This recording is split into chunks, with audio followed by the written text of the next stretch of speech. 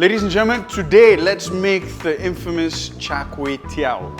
I'm going to show you how to get that wok hei into this beautiful, simple rice noodle dish that is so full of flavor with fresh prawns, crunchy bean sprouts and aromatic chives. Welcome back, guys. Now, for the second recipe that I'll be sharing with you for this Merdeka or Independence to Malaysia Day series is Char Kway Teow.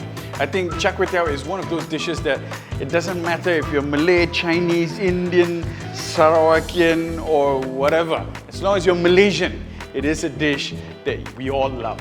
So instead of covering the usual same old like nasi lemak and making it into Malaysian flags and all that, I thought I'd share with you something that's very, very practical, something you can do at home and something I know that all Malaysians love, Char Kway Teow.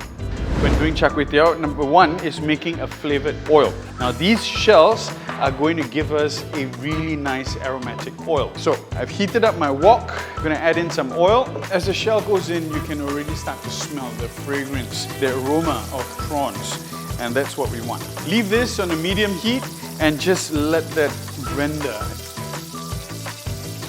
Next thing we're going to work on is our chili paste. Here I have about 6 numbers of fresh red chilies. All right, cut them into smaller chunks and move this into a food processor. 2 shallots.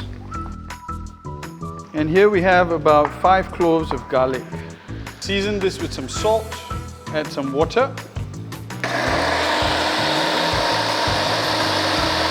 I almost forgot chili padi or bird's eye chili, the actual chili that has any form of heat.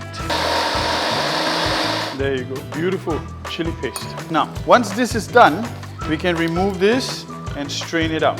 And then what I'm going to do here is just squeeze out all the oil that's still trapped in the head or in the shell.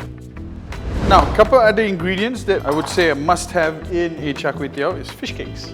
Now, kuey or chives. Give this a wash. I'm going to cut them to about 1.5 inches in length. Now, you can notice I'm preparing all of my ingredients or condiments in a way where they are all separate, and this is because a Char Kway Teow comes together really quickly in a really hot pan. The last part of the Char Kway Teow is the seasoning sauce. 4 tablespoons of soy sauce, 2 tablespoons of fish sauce, a good tablespoon of dark caramel, a good tablespoon of oyster sauce, white pepper, and now I'm going in with a teaspoon of MSG. This is going to be the seasoning sauce for every portion of Char Kway Teow that we make. These are garlic for sauté. Just to run through quickly all the ingredients that I've got ready while I'm heating up my wok. Here, obviously, I have my kway teow.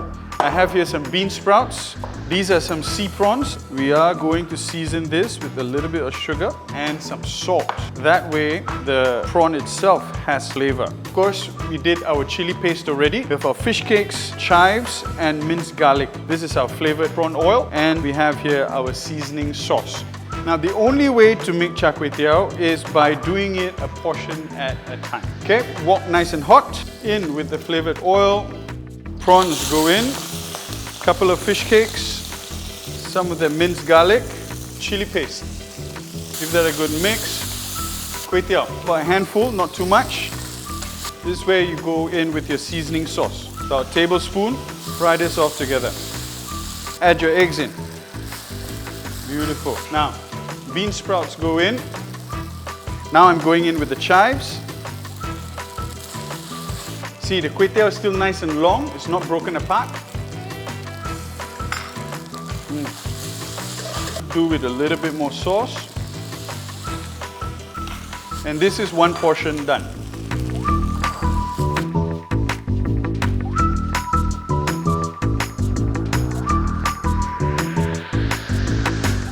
Alright guys, I hope you've enjoyed this content on how to make Char Kway Teow at home. It's really not that complicated, but you do need to have everything laid out, and I hope you've learned something from here, and I hope you try it at home. Comments in the comment section down below if you have a different way, or if you think yours is better than mine, or if you want to have a cookout of Char Kway Teow. Let's go! Alright, don't forget to click the like and subscribe guys. I'll see you next week. Ciao.